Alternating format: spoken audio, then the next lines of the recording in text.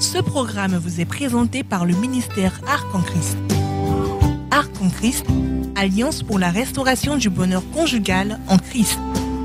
Shalom et que Dieu vous bénisse. Nous te bénissons, nous te rendons grâce. Nous t'exaltons, nous te magnifions.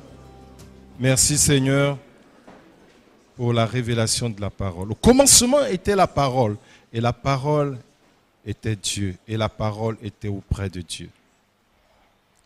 Rien de ce qui a été fait n'a été fait sans elle. Nous avons besoin de ta parole. Éclaire-nous.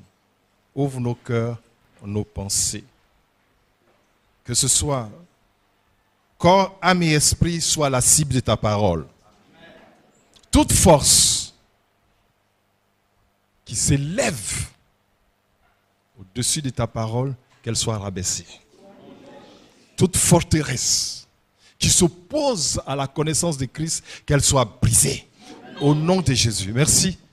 Nous te rendons toute la gloire au nom puissant de Jésus. Amen. Acclame le Seigneur.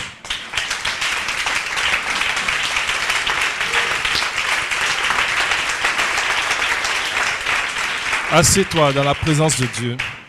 Et nous prenons nos Bibles dans Hébreux chapitre 1, versets 1 à 3 et on lit. Après avoir autrefois, à plusieurs reprises et de plusieurs manières, parlé à nos pères par les prophètes, Dieu, dans ces derniers temps, nous a parlé par le Fils, qu'il a établi héritier de toutes choses, par lequel il a aussi créé le monde, et qui, étant le reflet de sa gloire et l'empreinte de sa personne, et soutenant toutes choses par sa parole puissante, a fait la purification des péchés, et s'est assis à la droite de la majesté divine dans les lieux très hauts. Amen. Amen. Amen.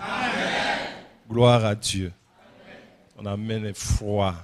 Gloire à Dieu. Amen. Pas le cri. Ta foi doit être déjà activée. Amen. On ne peut pas écouter la parole de Dieu de façon indifférente. Quand tu sais que la parole de Dieu vient, il y a une création qui vient vers toi. Amen. Ton amen n'a pas de foi. Amen. Tu sauras ça tout à l'heure.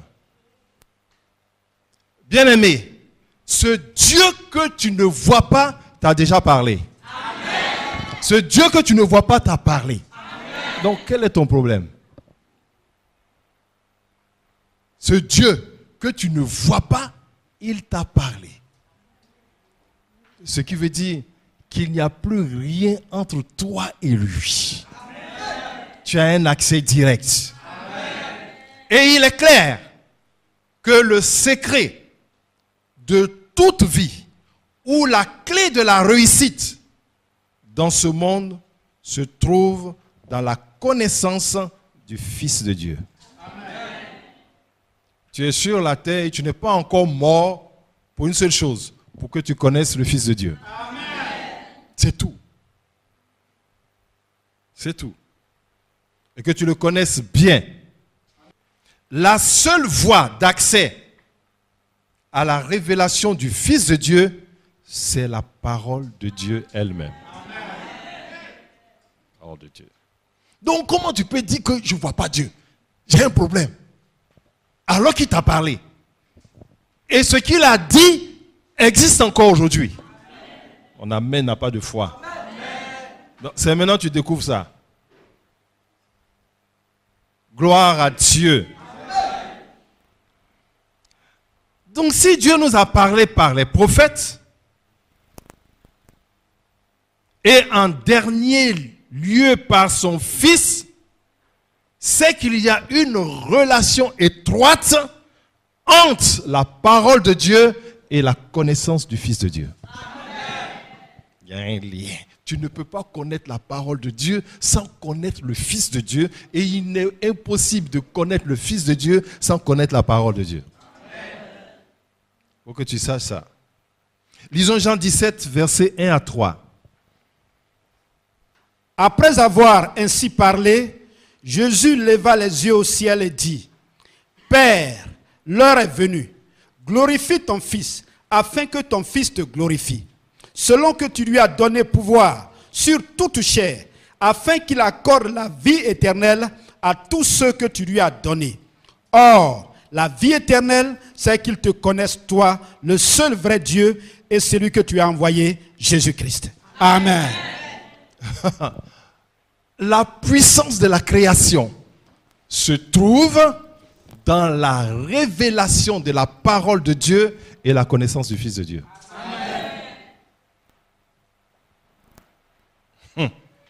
Gloire à Dieu. Il y a ce qui sort de sa bouche. Quand ça sort de sa bouche, et que tu connais Jésus et que tu le rencontres, tu as la vie éternelle. Amen. Une vie qui n'a rien à voir avec ce qu'il y a sur la terre. Gloire à Dieu. Amen. Donc, je répète, la puissance de la création se trouve dans la relation entre la parole qui sort de la bouche de Dieu et la connaissance de la personne et de l'œuvre de Jésus-Christ. C'est pourquoi l'apôtre Paul nous fait cette recommandation dans Éphésiens 6, 10. Éphésiens 6, 10. Attends d'abord. Lève la main que je vois. Lève la main. Voilà. Ok. Tu sais ce que tu vas faire avec ta main? Si je dis quelque chose que tu ne comprends pas, lève la main et balance. Comme ça, je vais expliquer encore. Amen. Parce que la parole de Dieu, ce n'est pas le français.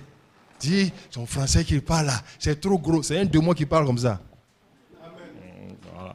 C'est un démon. Parce que les choses de Dieu, ce n'est pas le français, mais c'est par l'esprit. Amen. Gloire à Dieu. Amen. Donc quand tu ne comprends pas, tu te lèves la main. Parce que si tu ne comprends pas, ça va être un obstacle dans ta vie. Ouais. La parole de Dieu que tu ne comprends pas va devenir un obstacle dans ta vie.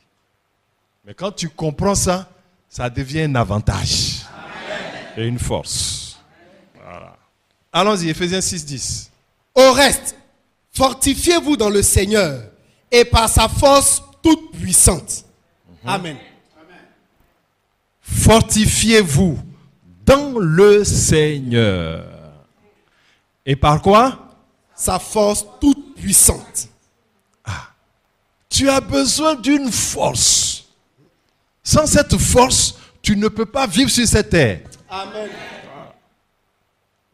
Et la parole te recommande, fortifie-toi dans le Seigneur, et non seulement dans le Seigneur, mais par sa force toute puissante. Amen. Ensuite, vous connaissez, quand nous n'avons pas à lutter contre tant, vous savez cela. Alors, c'est par la parole de Dieu que nous pouvons recourir et avoir accès à la force toute puissante de Dieu. Amen. Donc nous allons, au cours de ces 6 semaines, nous édifier par la puissance de la parole de Dieu. Amen. Gloire à Dieu. Amen. Donc au cours de ces 6 semaines, une force surnaturelle va rentrer en toi. Amen. Au cas où tu ne sais pas, dans le monde spirituel, les choses évoluent par connaissance. Amen. Oui. Et on dit un ange puissant, c'est qu'il a plus de révélations que les autres. C'est tout. Donc un chrétien puissant, c'est un chrétien qui sait qu'il a plus de révélations. Amen. Voilà. Gloire à Dieu. Amen. Donc toute révélation que tu vas avoir au cours de ces 6 semaines va se transformer en une force surnaturelle dans ta vie. Amen. Donc, nous allons voir les 7 forces de la parole de Dieu. Amen. 6 semaines, nous allons étudier les 7 forces de la parole de Dieu. Je peux t'assurer que il faut qu'on prie et qu'on intercède pour qu'on arrive au 7. Parce que je ne sais même pas si je vais pouvoir finir la première force aujourd'hui. J'espère. Et je voudrais le finir. Gloire à Dieu. Amen. Mais il va dire, pourquoi il y en a 7? Pourquoi pas 10? Ça, c'est sur la terre, on pose ce genre de questions. Pourquoi 7? Alléluia. 7 ici, ce n'est pas un nombre. 7 signifie que ces forces, la connaissance de ces forces, c'est sous le contrôle exclusif du Très-Haut. C'est tout.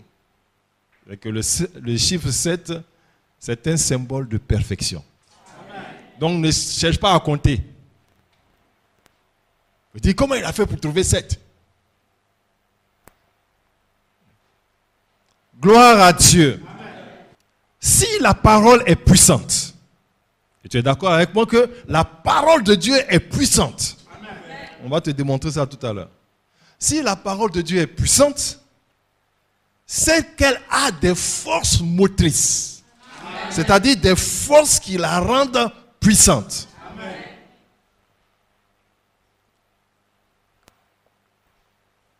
Si ce ventilateur-là, il est puissant, n'est-ce pas? Ça tourne. C'est des forces qui permettent à ce ventilateur-là de tourner ainsi. C'est la même chose. Des forces motrices. Driving force.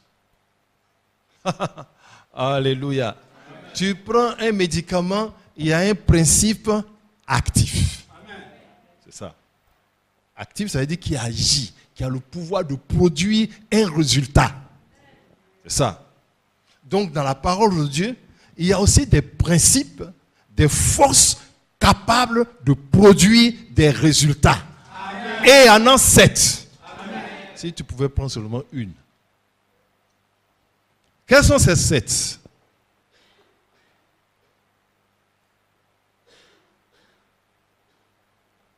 Avant de voir les 7, c'est quoi une force? Je l'ai déjà dit. Une force est un pouvoir d'action. C'est ça. Un pouvoir d'action.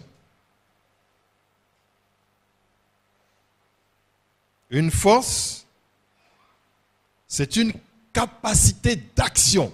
C'est la capacité d'agir. Une force, c'est la capacité de produire des résultats. Amen. Voilà. Si la parole de Dieu est puissante, c'est qu'elle a la capacité de produire des résultats. Voilà.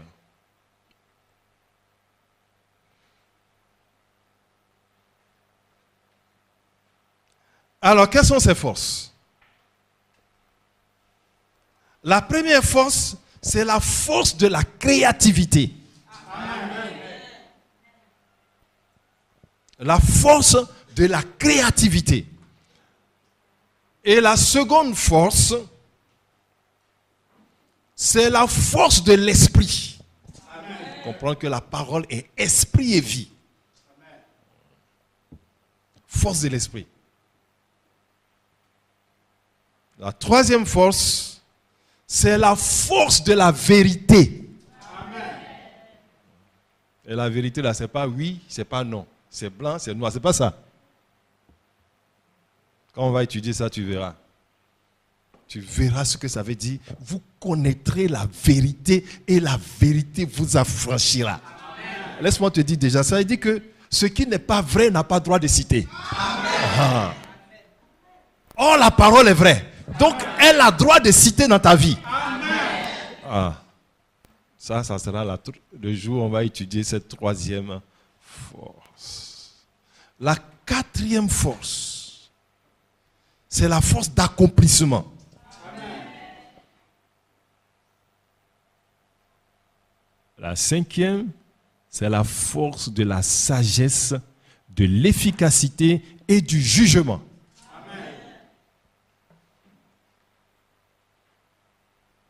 Force de la sagesse, de l'efficacité et du jugement.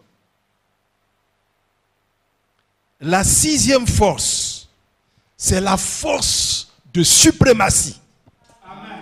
Pourquoi Israël est passé à la tête? Parce que Israël a été la première nation qui a reçu la parole de Dieu. Amen. La force de la suprématie. Pourquoi le chrétien a une autorité sur le diable? On a la connaissance de la parole plus que lui. Parce que les anges même désirent plonger des regards dans la parole que nous avons sur la terre. Et enfin, la 7e force, c'est la force de la sainteté et de la gloire. Voilà.